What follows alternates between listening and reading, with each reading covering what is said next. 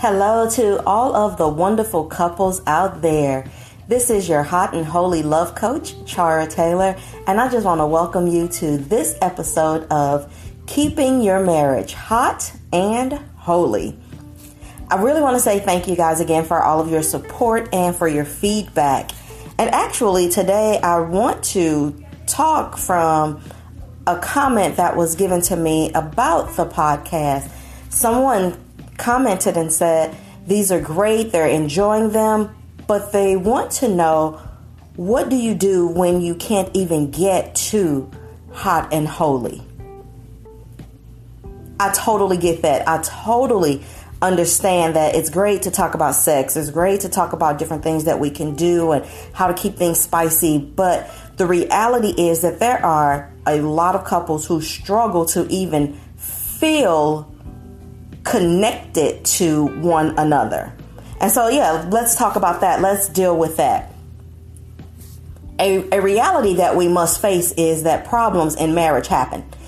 They're inevitable. And they're inevitable simply because there is an enemy who hates unity. There's an enemy who hates the very institution of marriage. And so he imposes and afflicts us with all these different attacks in our marriages to cause us to separate and to divide and to have strife in our marriages.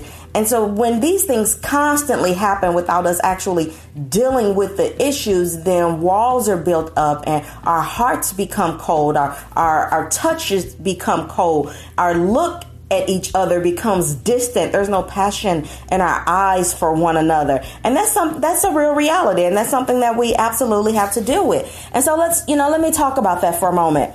The enemy, he works really hard to cause this division. And we know that it's division when we have different attributes that happen like anger, strife, envy, dissension, confusion, when there's jealousy, when we have self-seeking attitudes, and the very cancer to a marriage, which is unforgiveness.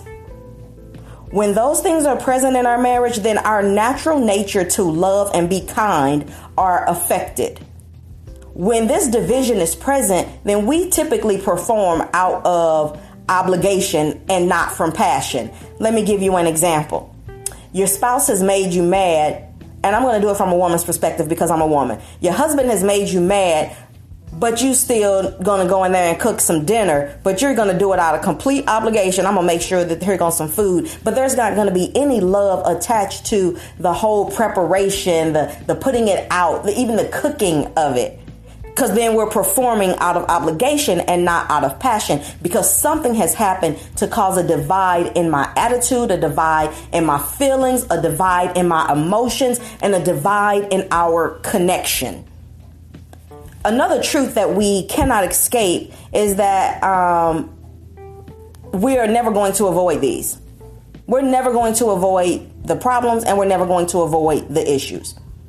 The major key to dealing with these problems and to heal from the hurt words or the hurt actions, and moving forward together in unity in the marriage is forgiveness.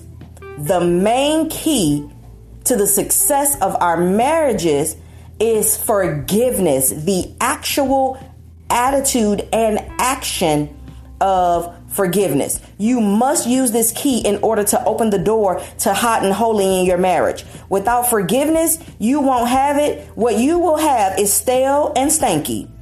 You will have a stank attitude, unpleasant behavior, stale conversations, and obligated sex. And that is not hot, and that is definitely not holy. And the truth is, that is not God's design for your marriage, for any marriage. Forgiveness is key. Forgiveness to all of the things that have happened is key. If we want to talk about how do we even get back to hot and holy, the first thing we have to do is to forgive. Forgiveness is not for the person. It's actually for you, because it frees your mind. It frees your heart. It frees your spirit, and it frees your soul. You don't have the authority. Let me just backtrack just for a second and say this. we must understand that we don't have the authority to forgive the actual person. What we are forgiving is their actions, their behavior. Jesus forgave each and every one of us, the person, through his work on the cross. Therefore, we don't have the authority to forgive the person. And so you can just take that out of your mind, like, I'm not going to forgive him. Well, he was already forgiven, or she was already forgiven when Jesus died for them on the cross and they accepted Jesus in their life as Lord and Savior. So you can't forgive that person. What you have to forgive is their actions. If you know the model prayer that Jesus taught the disciples to pray, it says in there to forgive the trespasses, which is forgive us our actions, forgive us our behaviors, forgive those things. Not forgive us again as a person, because that's going to happen through Jesus. Okay, so let's get that clear. Now, we need to know that forgiveness is the medicine to heal a wound. Many of us can't move forward. We say we can't trust. I don't trust. I don't know how to move forward. And it's probably built up 9 times out of 10. It's stuck in the very realm of unforgiveness. Because once you forgive somebody, then you can receive the healing that you need to move forward. Because the problem is you're not able to get to hot and holy because something is stifling you. Something is holding you back. And it's your unforgiveness of what this person has done. Because when you look at them, all you see is what they have done, how they have made you mad. And it's actually affecting you. It's affecting the marriage as a whole, but it's actually affecting you because you can't move forward. Forgiveness will allow you to heal and to move forward if you take the time to forgive.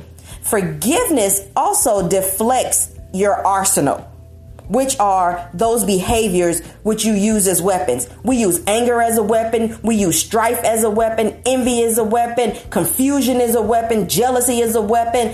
All of those different attributes from the enemy, there are weapons to protect yourself. Something has happened and now this is my protection. This is my weapon. I'm going to be mad. I'm going to have an attitude, but forgiveness deflects those things. Okay, I hope you can see that. Once you forgive, you have actually dismantled the weapons of the enemy that he's using against your marriage. And then you can't use them again, because if you walk in the spirit of forgiveness, then you won't want to use them again. You will begin to recognize and resist the enemy. Every time he tries to throw one of these attacks your way, you will begin to use God's weapons of love, peace, patience, long suffering, self-control, joy, gentleness, faithful, and my favorite, kindness. You will begin to use those as your weapons instead of allowing the enemy's weapons to be what you battle with in your marriage. When you forgive, then you will have a mindset to treat your spouse the way you actually want to be treated. Because the Holy Spirit will begin to rule in your spirit and begin to guide your thoughts and guide your actions once you forgive. Then you can extend grace, you can extend mercy with an understanding that no one is perfect and that we're all going to make mistakes and constantly make mistakes. And you will forgive as many times as God actually forgives you. You will have a conscious awareness of God has forgiven me many times. Let me forgive. Let me forgive. Let me forgive. Forgiveness has to be your attitude. Forgiveness has to be your behavior. Forgiveness has to be your lifestyle in marriage if you are going to have a successful marriage and one that is overcoming and one that is hot and holy. So unforgiveness is the cancer that kills the hot and holy in your marriage, but it doesn't have to.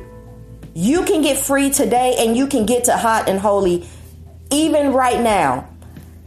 I want to give you an assignment to try. Let me give you something to try.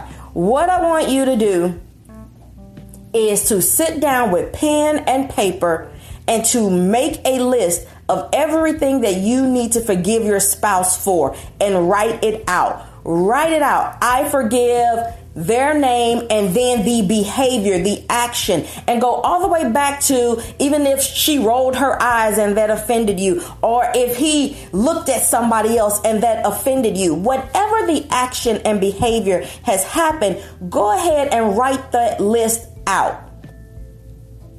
Allow this to be an opportunity and a time to get cleansed. Allow yourself to feel that emotion of hurt when you write it out. Allow yourself the opportunity to cry when you are writing it out. Get you some tissue, keep some tissue next to it, because this can be a cleansing exercise for you and an opportunity for you to get free. You may have 6, 7 pages. Take your time and write out every action that your spouse did that you need to forgive. And then say a prayer and release those things to God and ask God to help you to move forward, that you and your husband or your wife can connect all over again. And then commit to not bringing those things back up, because you want to ask God to remove the very hurt that was associated with that behavior, so that you can get to hot and holy. The marriage does not have to be stale. It does not have to be stanky. It can be hot and it can definitely be holy. We just don't want to allow the cancer of unforgiveness to set up in our marriages and to keep us from experiencing love and passion the way that God has designed it in our marriage. I hope that was helpful for you. Okay, so if you're wondering how do you get to hot and holy, go ahead and work on forgiveness. Unforgiveness is what is stopping a lot of couples from achieving hot and holy in their marriages. It's deep. If you take time to do it, it will be deep, but it will be freeing and it will be cleansing for you. And you can then see your spouse in another light, in the light that you seen them in when you met them at the altar. All right, I'm your hot and holy love coach, and I will be with you this time again next week. Have a wonderful week, and make sure you keep it hot and holy. Don't forget to do your exercise. Talk to you guys soon.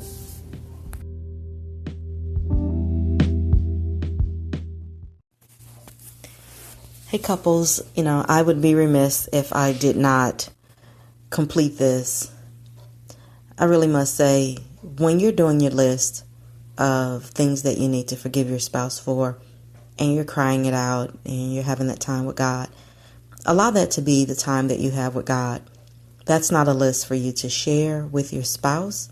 Not that you're keeping anything from him or her, but if you share your list, all it's going to do is cause more strife and more arguments.